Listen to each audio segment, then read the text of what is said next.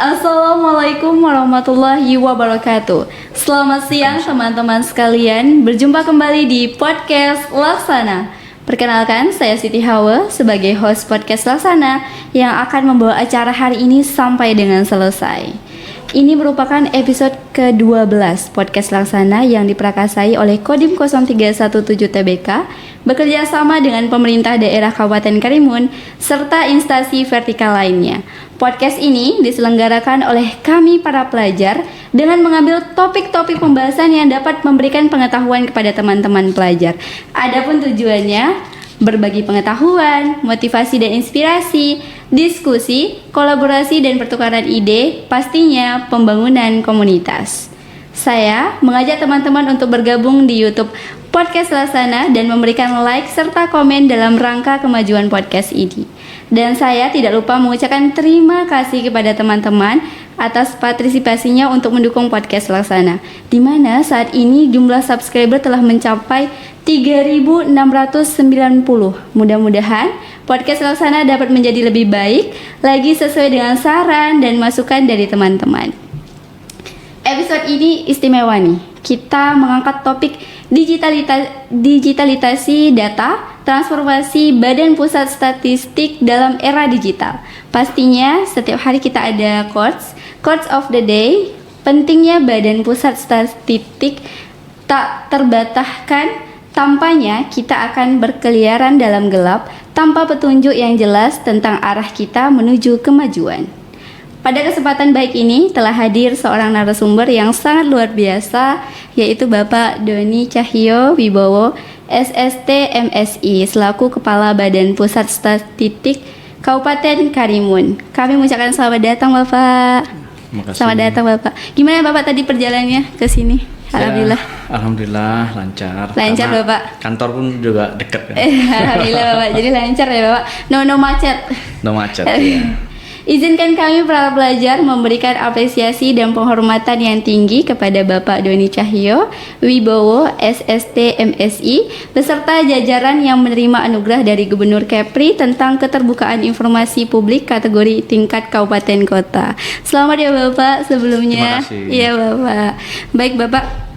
Sebelum saya lanjut nih ke lebih pertanyaan-pertanyaan nanti, bolehkah Bapak sedikit tanggapannya terkait podcast Laksana Bapak?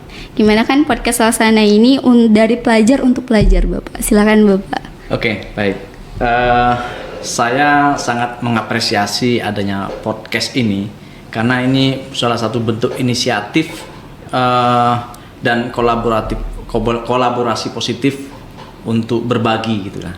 Nah, pertama itu. Yang kedua, dengan adanya podcast ini menjadikan pendidikan informal bagi para pelajar untuk menambah wawasan, mengembangkan ide, gagasan dan sebagainya dari narasumber-narasumber yang mungkin sangat terpercaya. Iya Bapak. Ya. Kemudian yang ketiga, adanya podcast ini bisa menjadi ajang pengembangan bakat, di mana di sini para pelajar mungkin akan terlatih untuk komunikasi, public speaking dan sebagainya. Nah, mungkin itu harapannya. Tentu kita berharap ada konten-konten yang bermutu, yang menambah ilmu dan menambah wawasan bagi kita semua. Baik Bapak, siap Bapak. Nah Bapak, ini selanjutnya pastinya kami para pelajar ini sangat awam sekali Bapak dengan BPS karena kemungkinan dipengaruhi beberapa faktor yang salah satunya adalah partisipasi yang terbatas dari BPS dalam kegiatan edukasi di sekolah-sekolah ya kan Bapak. Pastinya pasti ada gap gitu Bapak. Sehingga menyebabkan kami para pelajar minim pengetahuan tentang pentingnya lembaga ini. Bolehkah Bapak sedikit menjelaskan kepada kami tentang tugas pokok dari BPS Bapak? Ya. Terkait dengan tugas pokok BPS, itu kalau kita belajar statistik itu semua terakomodir di situ. Di mana dari perencanaan, bermula dari perencanaan, jadi BPS melakukan tugas dan fungsinya sesuai dengan kebutuhan data dari berbagai kementerian. Nah, di situ. Kemudian yang kedua, setelah perencanaan ada pengumpulan data. Dari data yang sudah didesain sesuai dengan kebutuhannya baru dikumpulkan ke lapangan, Ada data yang mungkin berbasis rumah tangga, ada yang berbasis usaha, atau mungkin data berupa data sekunder berupa informasi dari institusi atau lembaga-lembaga lain. Nah, tahap berikutnya pengolahan. Nah, jadi data yang sudah dikumpulkan itu tidak serta-merta langsung digunakan, tapi data itu diolah terlebih dahulu, diinput, dan nanti akan keluar bagaimana data itu melalui proses validasi di situ. Dalam pengolahan itu ada proses validasi. Nah, ada ketidakwajaran nanti akan ketangkep di situ. Nah, ini untuk melihat untuk memperbaiki kualitas data sehingga data nanti yang akan digunakan pada tahap selanjutnya itu memang betul-betul data yang sudah berkualitas. Sesuai sudah divalidasi. Nah, pada tahap selanjutnya dalam penyajiannya, nah di sini BPS menyajikan data setelah diolah disajikan. Nah, penyajiannya itu berbagai macam, bisa berupa tabel, grafik, baik dalam bentuk publikasi buku maupun dalam bentuk publikasi dalam web. Nah, di sini ada juga fungsi BPS di samping tadi mengumpulkan data sampai penyajian gitu. Ada satu fungsi lagi seiring dengan Perpres 39 tahun 2019 terkait dengan satu data Indonesia, bahwa di situ BPS mempunyai fungsi sebagai pembina data statistik sektoral, yaitu data yang dikumpulkan oleh pihak-pihak lain selain BPS. Nah, itu bagaimana pengelolaannya? Nah, itu BPS hadir di situ menjadi pembina. Oh gitu, jadi memang sangat menarik nih Bapak untuk belajar. Nah sebenarnya Bapak, sebelum acara ini saya dijelaskan oleh Bapak Dandim 0317 TBK bahwa peran BPS sangatlah penting karena BPS yang menyediakan basis informasi yang kuat bagi pemerintah dan lembaga lainnya untuk merumuskan kebijakan yang efektif, di mana data statistik yang akurat dan terkini membantu dalam memahami dinamika masyarakat, perekonomian, dan sektor lainnya. Bagaimana menurut pandangan Bapak? Jadi begini, data itu bisa diibaratkan bagaikan kompas dan pelita. Nah, kita tahu kita butuh kompas ketika untuk mencari arah. Mencari arah ya Bapak. Dan kalau kita sudah dapatkan arah itu, kalau jalannya gelap kita tidak bisa berjalan. Makanya kita butuh pelita untuk berjalan di arah yang benar tadi. Nah, maka dari itu maka diumpamakan bahwa data itu bagaikan kompas dan pelita. Jadi dengan data kita bisa mengetahui arahnya itu kita akan kemana. Kalau kita pemerintah misalnya mau membangun, arahnya itu mau kemana? Membangun misalnya yang sederhana sekali, mau membangun sekolah,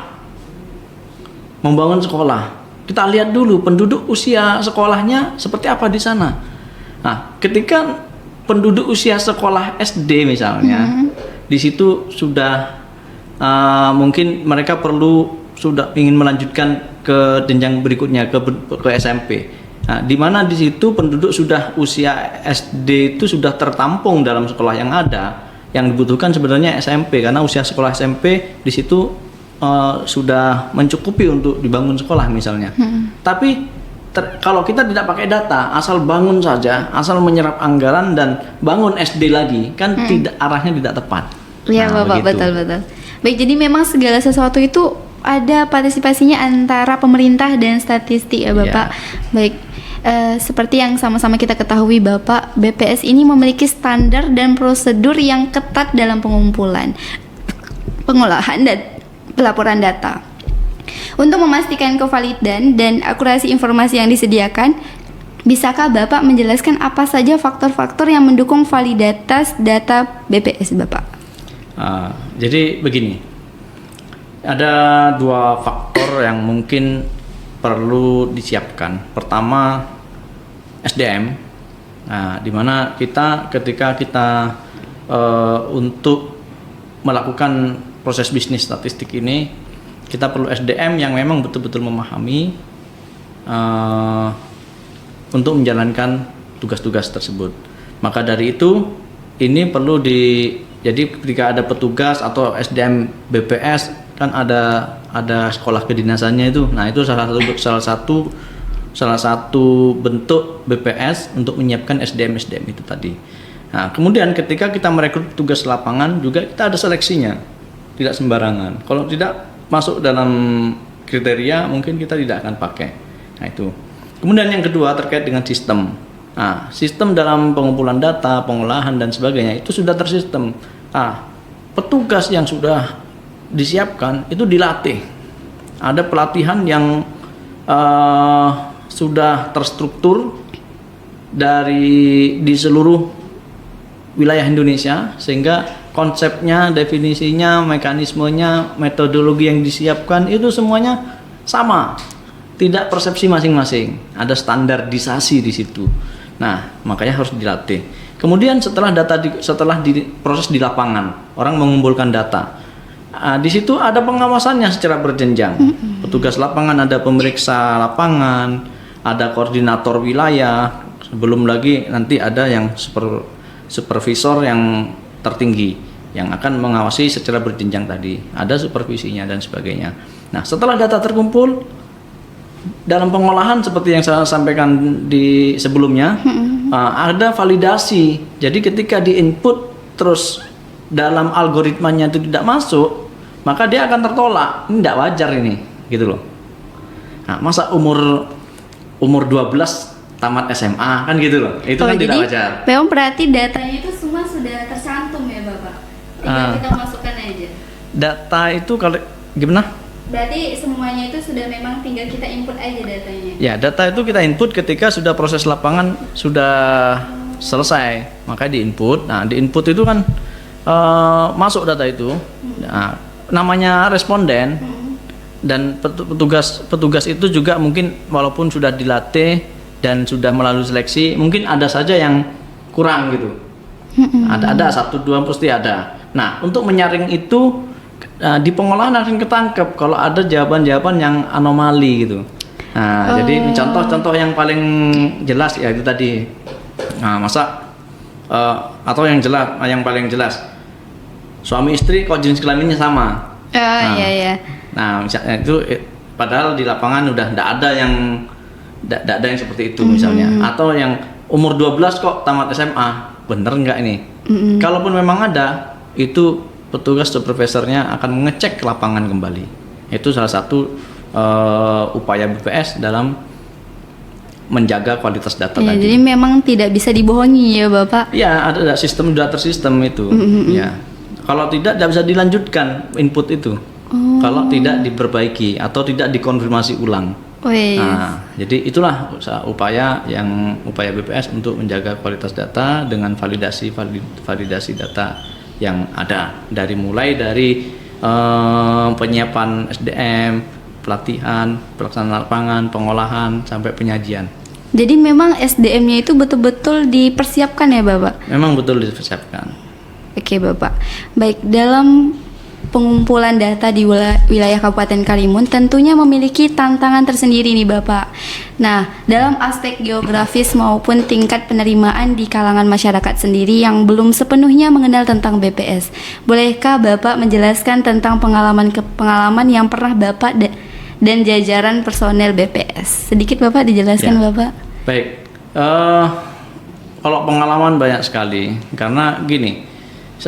Kita itu menjunjung tinggi metodologi yang sudah ditetapkan karena metode ini harus kita ikuti karena ini sudah terstandardisasi secara internasional malah ya, dengan pakar-pakar yang di bidangnya, sehingga ketika ada survei, nah namanya survei itu sampel, dan sampel itu ternyata ada di pelosok, mau tidak mau, suka tidak suka, kita akan mendata sampel tersebut walaupun harus menyeberangi lautan, menaiki pegunungan, nah, dan sebagainya.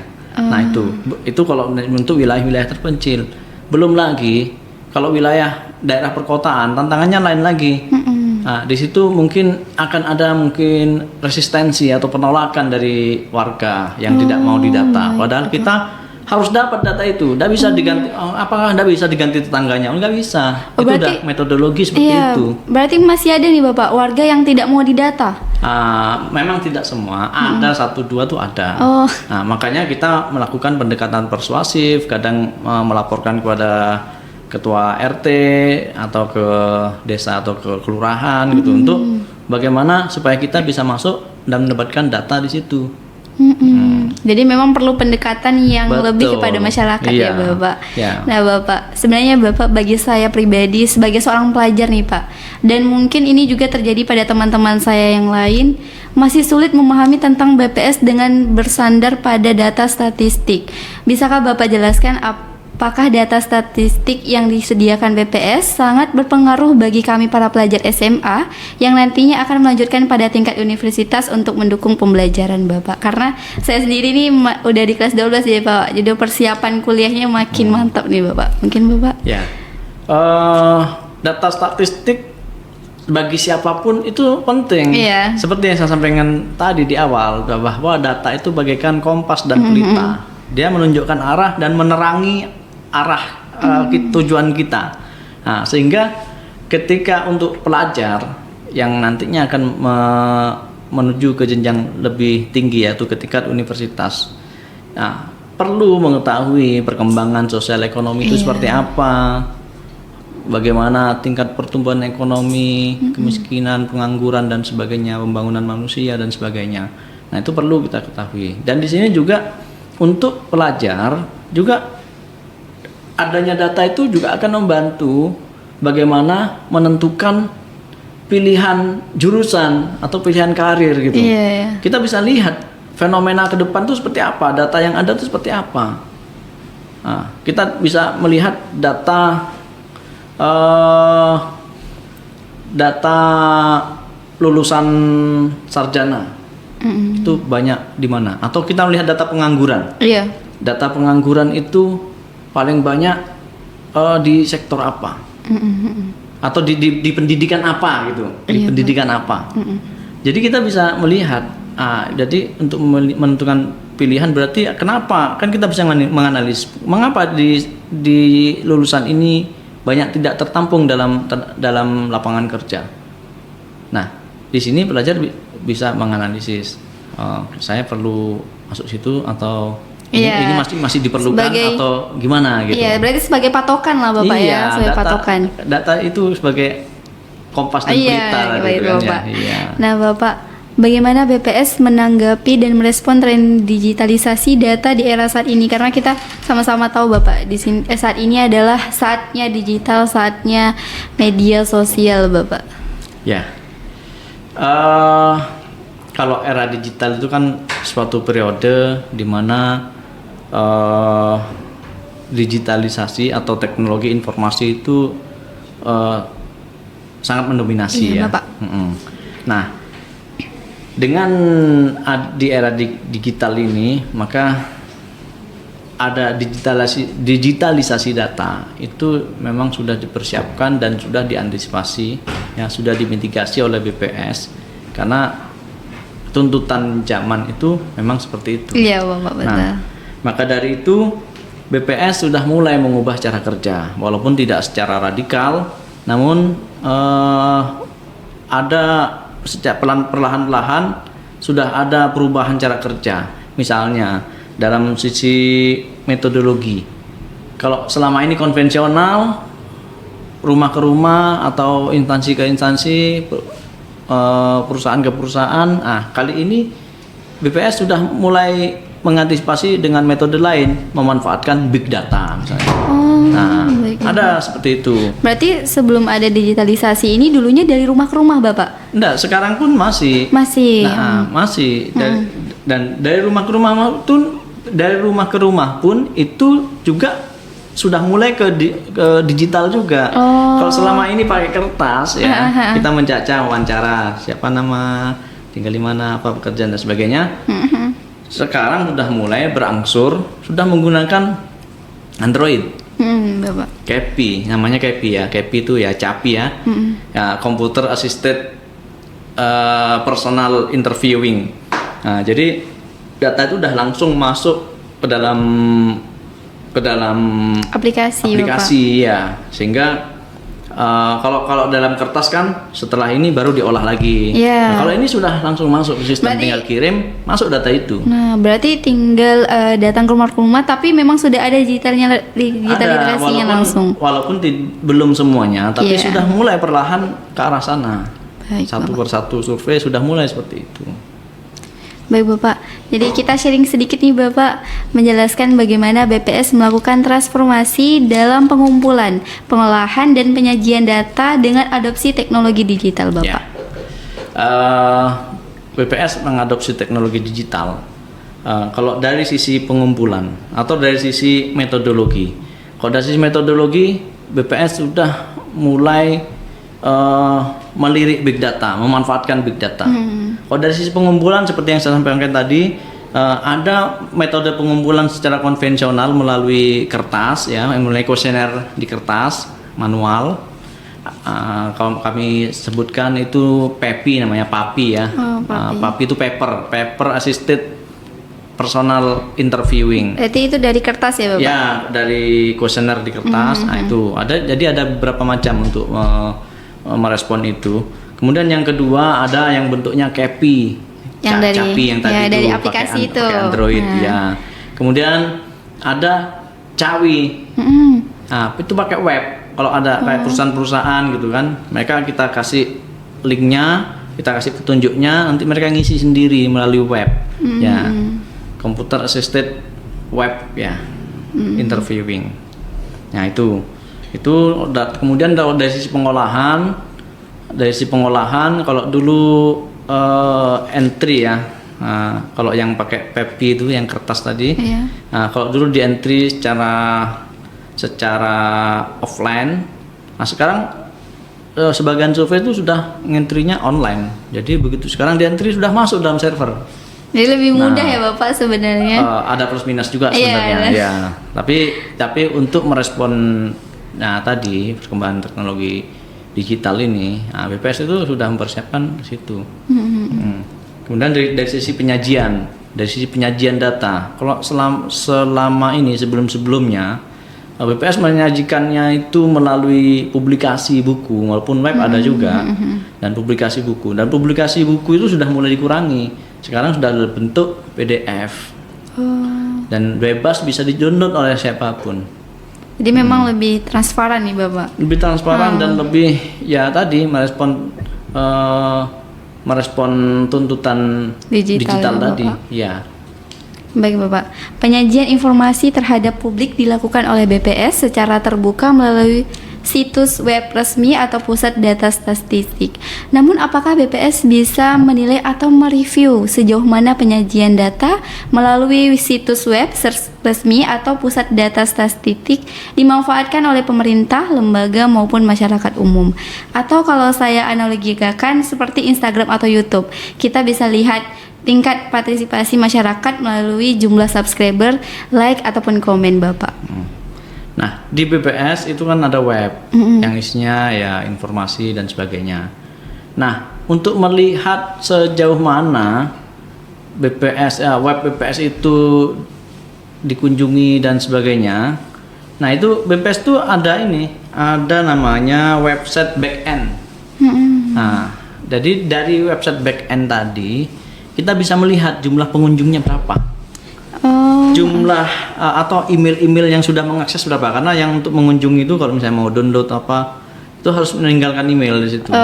Jadi kita akan lihat email yang mengunjungi. Terus apa saja yang dibuka oleh pengunjung kelihatan di situ. Artinya itu berarti data yang sering dilihat oleh orang, ya.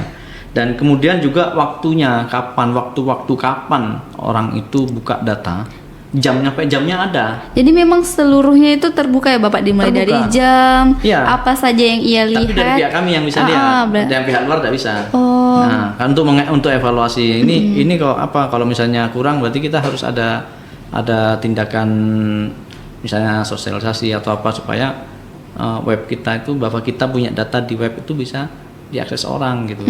Nah itu kemudian itu dari sisi generalnya. Kemudian kita juga punya NOC ya. NOC itu saya lupa apa tadi. NOC, intinya gini, NOC itu kalau tadi umum jumlah dan sebagainya. Nah jumlah itu kan kita tidak tahu yang mengakses itu orang yang sama atau tidak. Nah iya Bapak. Nah di NOC ini bisa kelihatan. Oh, jadi kalau yang misalnya unik itu berapa? Yang misalnya saya buka, saya tuh buka berapa kali itu kelihatan. Jadi kalau kebuka 10, ternyata 5-nya tuh oleh satu orang yang sama itu kelihatan di situ. Jadi itu sebagai evaluasi dan untuk pengembangan dan sebagainya. jadi sama aja nih Bapak seperti misalnya seperti YouTube. Jadi Iya, kita tahu ini orang yang like gitu. Iya. Sebanyak ini orang yang like. Cuman orang luar tidak bisa lihat. Iya, Ya, baik, kami Bapak. yang bisa lihat. Betul Bapak. Nah, Bapak pastinya nih apakah ada inovasi dan teknologi yang telah diterapkan oleh BPS untuk meningkatkan efisien dan akurasi dalam mengolah data statistik di era digital Bapak? Gimana tadi, maaf? Jadi apakah ada inovasi dan teknologi yang telah diterapkan oleh BPS untuk meningkatkan efisien dan akurasi dalam mengelola data Oke. statistik di era digital Bapak? Oke, kalau inovasi yaitu tadi kita kan sudah mengembangkan tadi kayak big data, bahkan ada data yang kita kumpulkan tanpa harus turun ke lapangan, ada juga. Oh, ada Bapak? Ada melalui big data tadi. Oh, Tinggal kita buat algoritmanya, dapat data yang seperti itu. Cuman data-data tertentu. Nah, inovasi yang lainnya ya itu tadi kita juga bekerja sama dengan pihak lain dalam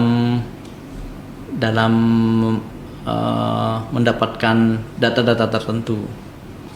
Ya. baik Bapak, kita sama-sama tahu sekarang ini memang lagi maraknya dengan kejahatan sosial Bapak. Nah, saat ini banyak sekali kasus pencurian data privasi dan serangan siber. Bagaimana BPS menangani tantangan keamanan dan privasi data dalam konteks digitalisasi, terutama ketika mengumpulkan informasi yang bersifat sensitif Bapak?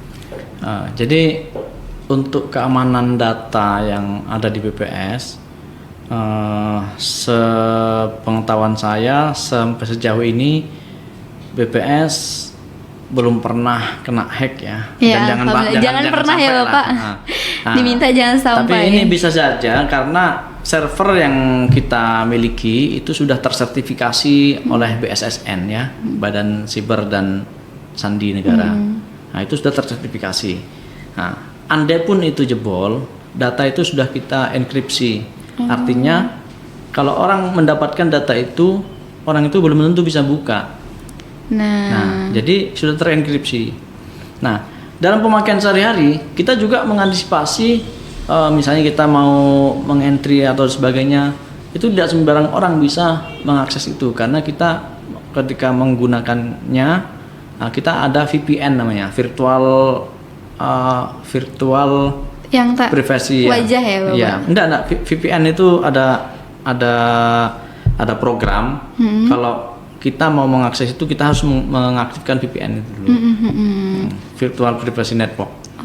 Nah, ada BPS punya itu. Jadi tidak sembarang orang bisa mengakses. Sehingga ya itu tadi untuk menjaga keamanan data itu. Iya. Ya. Berarti memang segala strategi itu sudah diatur ya Bapak untuk sudah diatur dan ini sudah lama. Iya, berarti untuk keamanan seluruh rakyat. Nah, Bapak, sejauh mana digitalisasi data telah mempengaruhi kualitas dan akurasi statistik yang dihasilkan oleh BPS, Bapak? Ya, dengan adanya digitalisasi ini, ya dapat kita akui bahwa kita bisa mengumpulkan data atau proses pengumpulan data sampai ke pengolahan itu menjadi lebih cepat, mungkin lebih murah juga. Tapi di sini juga memang karena ini masih masa transisi, memang masih ada kendala-kendala sehingga kita perlu membiasakan dengan itu. Karena walaupun dengan ada kendala tersebut, karena tuntutannya sudah seperti itu, BPS terus melangkah maju untuk menyempurnakan kekurangan-kekurangan dalam digitalisasi ini. Karena ini masalah kebiasaan, karena kita kebiasaannya manual, sudah melalui itu. Iya, melalui digital setelah Iya, itu. karena ala Karena- bisa karena terbiasa ya Bapak. Ya, karena harusnya itu bisa lebih cepat, lebih murah gitu, dan Iya. harusnya lebih efisien. Oke, baik Bapak. Bapak, apakah BPS memiliki program atau inisiatif khusus untuk meningkatkan literasi data di kalangan masyarakat dalam menghadapi transformasi digital? Karena kita ketahui nih Bapak, tipologi geografis wilayah Kabupaten Karimun ini sangat identik dengan wilayah kepulauan Bapak. Ya, kalau program khusus sebenarnya belum ada. Program khusus belum ada. Namun di sini sebenarnya fokus dari kita BPS di daerah itu masih dalam sasarannya khususnya itu pada pemerintah terutama dan akademisi gitu. Nah, untuk ke masyarakat umum karena kita sudah data itu sudah kita terbuka sebenarnya ya. Nah, tinggal bagaimana kita mengedukasi masyarakat itu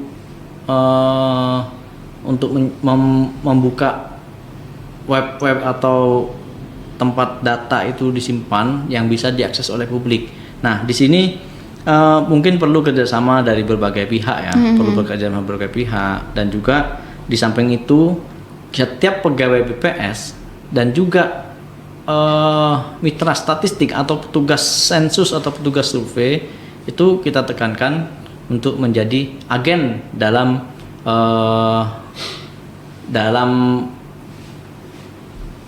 menyampaikan atau menyebarluaskan terkait dengan literasi statistik Berarti ini. role modelnya ya Bapak ya? Bukan ya bisa dikatakan role model juga. Ini karena petugas itu kan kita rekrut dari masyarakat. Nah, dan dia mengerjakan tugas, dilatih kemudian bertugas di wilayahnya masing-masing. Nah, di situ karena dia penduduk setempat, nah nanti di situ bisa memberikan sebagai agen lah untuk menyebarluaskan terkait literasi statistik ini. Oh, baik Bapak. Bagaimana BPS berkolaborasi dengan pihak eksternal termasuk sektor swasta dan lembaga akademis untuk mendukung upaya digitalisasi data Bapak? Berarti kerjasama Bapak antara eksternal, sektor swasta dan lembaga akademis Bapak? Ya, saya menjawab secara umum. Secara umum itu kolaborasi itu sudah pasti dilakukan oleh BPS. Iya, Bapak. Sehingga untuk sebagian data, untuk beberapa data itu sudah ada interoperabilitas atau berbagi pakai dengan pihak lain. Ada. Dan di sini juga kalau dengan akademisi, mungkin kalau di Karimun belum ada. Nah, untuk beberapa kota-kota besar itu ada namanya pojok statistik. Nah, di mana di situ ada satu outlet ya atau counter atau apa namanya outlet lah ya. Iya Bapak. Ada outlet di kampus itu di mana di situ menyediakan layanan statistik yang salah satunya memanfaatkan teknologi digital di kampus. Ada, mungkin belum semua. Iya. Nah, kemudian selanjutnya seperti yang saya sampaikan tadi, dari tadi saya menyampaikan ada big data. Jadi ada survei atau ada data yang memang dikumpulkan tanpa ke lapangan. Dan kita mungkin ke lapangannya hanya konfirmasi gitu ke dinas terkait. Nah, atau ke kementerian terkait. Nah, yaitu big data. Walaupun big data itu sebenarnya milik pihak lain. Mungkin BPS dengan melalui dukungan APBN juga membeli big data itu, kemudian membuat algoritmanya sehingga dapat data tertentu yang mungkin bisa dipublikasikan dengan melihat big data yang ada tanpa ke lapangan jadinya. Ada. Nah, itulah kolaborasi yang dilakukan BPS. Berarti memang punya kolaborasi yang luar biasa nih Bapak antara Bapak. Kita mesti ada kolaborasi. Iya, betul. Nah, Bapak, dalam era digitalisasi data yang menjadi visi jangka panjang BPS dan bagaimana hal tersebut diintegrasikan ke dalam rencana strategis lembaga Bapak? Ya, jadi di BPS itu kita mengenal ada 7 arah perubahan. Nah, 7 arah perubahan ini termasuk bagian dari Renstra juga, bagian dari rencana strategis BPS. Nah, 7 arah perubahan tuh namanya 7 ya, ada 7 ya. Di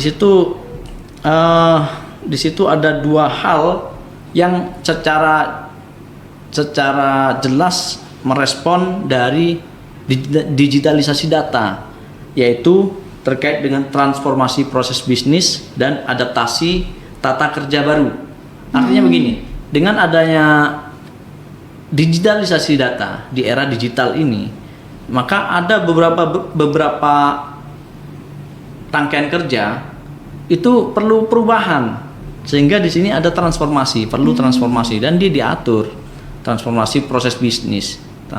Kemudian ada adaptasi tata kerja baru. Ya, dengan tuntutan yang semakin agile begini, maka BPS sudah merencanakan bagaimana adaptasi pada tata kerja yang baru ini. Baik. Nah, itu salah satunya merespon dari itu. Baik. Ya. Oke, Bapak.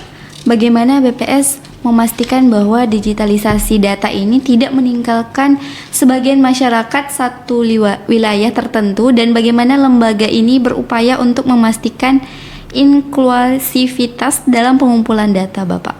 Ya. Jadi mengingat kondisi daerah kita, termasuk ya bukan hanya Karimun ya, tapi seluruh Indonesia, tidak semuanya serta merta mempunyai akses yang mudah terhadap era digital ini. Jadi masih ada porsi pekerjaan-pekerjaan survei dan sebagainya yang masih konvensional, yaitu dengan menggunakan kertas, masih ada. Nah, namanya juga transformasi ya. Iya, nah, jadi pertukaran Pak ya. Transformasi pertukaran masih era. Ya, tahapnya itu tidak sekaligus langsung berubah semuanya. Jadi ada yang sudah mungkin ini bisa berubah. Oh, ini masih pakai begini. Dan yang berubah pun juga diantisipasi. Karena tidak semua wilayah itu punya sinyal yang bagus gitu kan. Iya, Bapak. Makanya ketika ada pendataan yang sudah mulai pakai aplikasi, itu sudah dipikirkan bagaimana ketika menggunakan aplikasi itu di daerah yang sinyalnya lemah tidak ada sinyal. Tidak ada sinyal. Nah, itu sudah diantisipasi bagaimana penggunaannya ketika offline. Sudah ada. Walaupun untuk pengiriman datanya harus online gitu. Iya. Nah, kalau nggak online nggak bisa dikirim. Ya, berarti tetap harus menggunakan jaringan nih Bapak ya. Iya, kalau nggak online dikirim pakai pos nanti. Kalau pos mungkin berhari-hari nanti Bapak. Kalau yang HP-nya dikirim pakai pos. Baik Bapak.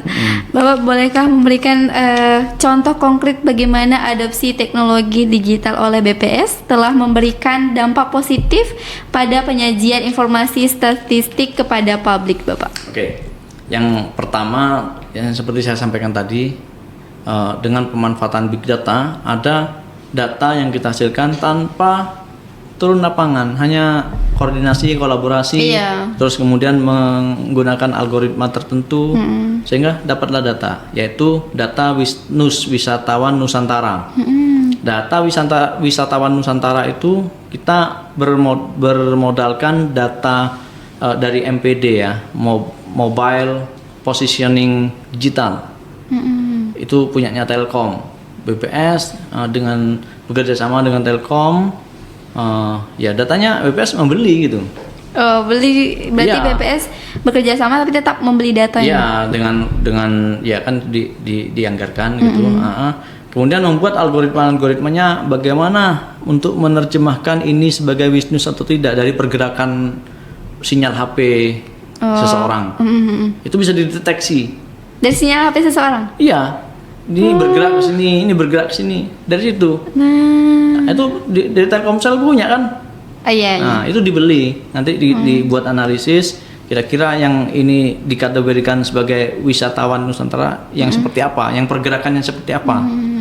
Nah, kalau orang dari sini ke sini kemudian berhenti bersekian lama, itu berhenti sekian lama itu didefinisikan berapa lama. Nah, itu mungkin akan dikatakan sebagai wisatawan. Nah, itu sudah ada datanya seperti itu. Luar biasa sekali Bapak ya. Satu itu. Kedua, dampak dari era digital ini dalam penyajian data dalam beberapa tahun belakangan ini rilis data 5 tahun belakangan inilah mungkin ya, rilis data yang biasanya time lag-nya agak jauh itu cepat sekarang. Contohnya kita rilis pertumbuhan ekonomi ya, biasanya bulan-bulan 6 bulan Juni sekarang bulan Februari sudah harus rilis. Nah, kemudian ada yang harusnya rilis bulan September atau Agustus, bulan Februari sudah harus rilis. Jadi tuntutan itu dengan perubahan proses bisnis akhirnya menghasilkan data yang bisa disajikan lebih cepat dan mungkin ya diharapkan itu bisa lebih akurat juga. Oh gitu, baik Bapak. Jadi Bapak, kita sudah sampai di akhir-akhir episode nih Bapak. Bolehkah Bapak memberikan pesan kepada kami para pelajar tentang apa yang bisa kami lakukan untuk mendukung peran BPS Bapak? Jadi kami menginformasikan kepada teman-teman yang lain Bapak. Oke. Dari kami BPS menghimbau kepada para pelajar untuk senantiasa menerapkan sadar statistik. Iya, ya. Sadar statistik itu ada 3. Bagi penyelenggara statistik, misalnya mau mengadakan survei dan sebagainya. Nah, ini harus sadar bahwa harus menggunakan metode-metode statistik yang benar, yang baik dan benar. Kemudian yang kedua, sadar statistik bagi pengguna data harus sadar memahami bagaimana data itu, konsep definisinya dan metodologinya. Karena ada data, mungkin ada 2 data yang sama, ada 2 data yang topiknya sama tapi angkanya berbeda. Kalau orang yang sadar statistik, pengguna yang sadar statistik, dia akan melihat ini kenapa angkanya begini, oh konsepnya begini. Yang ini kenapa muncul ini, karena konsepnya begini. Jadi perubahan angka suatu nilai indikator misalnya itu karena perbedaan konsep atau perbedaan metodologi. Nah, kalau orang yang sadar statistik, bagi pengguna yang sadar statistik ini tidak masalah selama kita mengetahui bagaimana konsep dan definisinya. Kalau kita bandingkan dengan konsep yang sama. Nah, gitu. Nah, kemudian yang ketiga, ada 3 sadar statistik tadi bagi penyelenggara, bagi pengguna, kemudian yang ketiga bagi responden yang terkena sampel atau sebagai objek dalam pendataan oleh BPS atau penyelenggara statistik manapun. Nah, itu sadar statistik bagi responden yaitu mesti sadar untuk memberikan jawaban yang benar dan jujur. Dengan jujur dan benar. Jangan dibesar-besarkan dan jangan juga dikecil-kecilkan. Yang apa adanya saja. Karena untuk kita memotret hal yang sesungguhnya, itu membutuhkan jawaban yang benar. Jadi ada 3 sadar statistik. Nah, pesan saya kepada pelajar, bagaimana pelajar bisa memahami dan menerapkan sadar statistik ini dan juga bisa menyebarluaskan pada setiap kesempatan yang ada pada pelajar tersebut. Baik Bapak, terima kasih Bapak. Ini sangat dibutuhkan nih untuk para pelajar seperti kami. Baik, sekian tadi pembahasan bersama Bapak Cahyono Doni Cahyo Wibowo. Nah, tadi seperti yang Bapak sampaikan bahwa data statistik itu seperti kompas dan pelita ya Bapak. Jadi tanpa mereka kita nanti berjalannya arahnya kemana, tanpa arah dan gelap. Jadi jangan lupa juga untuk para pelajar 3 sadar statistik yang telah disampaikan Bapak tadi.